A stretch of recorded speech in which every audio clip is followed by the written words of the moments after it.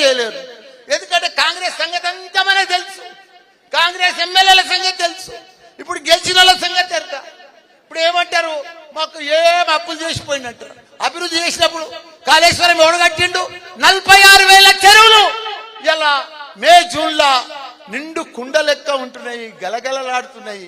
ఎక్కడ చూసినా చేపలు. మన బెస్తోళ్ళు, మన ముదిరాజు సోదరులు పైసలే పైసలు, పైసలే పైసలు. ఇలా కుర్మోళ్లకు ఆయన గొర్రెలు బంధు, బెస్తోళ్లకు ముదిరాజులకు చేపలు బంధు.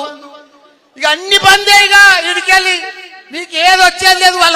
వాళ్ళ మనం కేసీఆర్ గారు ఎన్ని స్కీమ్లు ఇచ్చారో అవన్నీ కూడా వాళ్ళు బంద్ చేసుకుంటూనే ఉంటారు.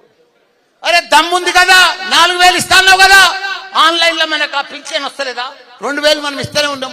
మీరు 200 ఇస్తే ఇప్పుడు 2,000 ఇస్తున్నాం. నువ్వు 4,000 ఇస్తాను కదా, 4,000 అయ్యి ఆన్లైన్ అయ్యి అప్పు చేసాయి.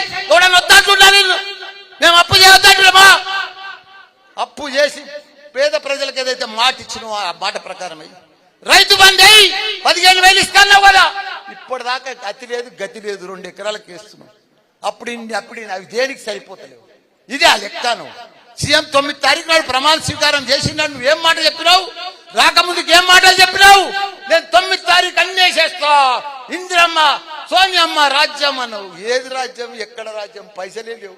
ఉన్నాయని ఎప్పుడు వచ్చినాయని వాళ్ళు ఏమంటారు? ఇంకా మేము లంక బిందెలు వచ్చి ఉంటాయని అనుకున్నాము, మాకు ఉట్టి బిందెలు అని. లంక బిందెలు పెట్టిపోతే వీళ్ళంతా పంచుకుందరు. ఇక మంత్రులు మంచి ఒక్కరికి అవగాహన లేదు, ఒక్కరికి అడ్మినిస్ట్రేషన్ లేదు, ఒక్కరికి కరెక్ట్ పరిపాలన తెలియదు. మన సీఎం కేసీఆర్ ఒక గొప్ప మహాత్ముడా. 40 ఏళ్ళు చరిత్ర ఉన్నది ఆయనకు, రాజకీయం చరిత్ర. 40 ఏళ్ల సంది ఆయన ఎంపీ చేసిండు, ఎమ్మెల్యే చేసిండు, తెలంగాణను తెచ్చిండు, కొట్లాడిండు, సత్యదాకా కొన ప్రాణం దాకా మనం పోయి తెలంగాణను తీసుకొచ్చిండు. అసలు ఆయనను పట్టుకొని రకరకాల మాటలు మాట్లాడుతున్నారు. ఎంత ద్రోహం, ఎంత మాయమాట. ఇదే వాళ్ళ మర్యాద, ఇదే వాళ్ళ క్రమశిక్షణ, ఇదే వాళ్ళ పార్టీ లక్షణాలు. అభివృద్ధి చేసినానే చంపుతారు, అభివృద్ధి చేసినానే బొందబెడతారు. ఎంత ద్రోహం. పైన భగవంతుడు ఉన్నాడు, చల్ది మిమ్మల్ని బొందబెట్టేటోడు తయారై ఉన్నాడా? మీరు అవన్నీ మాటలు మాట్లాడొద్దు. మీరు ఇచ్చిన గ్యారంటీలు ఇయ్యండి, మేము ప్రజలలో ఉంటాం. తప్పకుండా వాళ్ళ మీద వీళ్ళ మీద కేసులు పెడుతున్నారు, కేసులకు భయపడం. నేను అక్కలు చెల్లెళ్ళు మీ అందరికి కూడా నేను వాచ్మెన్ లెక్క పనిచేస్తా, మీ ఎంబడే ఉంటా. నాకు వేరే పనేం లేదు. మిమ్మల్ని కాపాడుకునే బాధ్యత నాదే. వాడో వీడో చిట్రగాడు బొట్రగాడు వస్తే ఎవరికి భయపడేది లేదు. తప్పకుండా మన కేటీఆర్ ఉన్నాడు, కేసీఆర్ ఉన్నాడు, అందరం ఉన్నాం. నేనున్నా, మీ మల్లన్న ఉన్నాడు.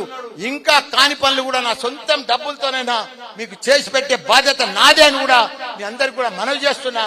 మీ అందరు కూడా ధైర్యం ఉండాలి.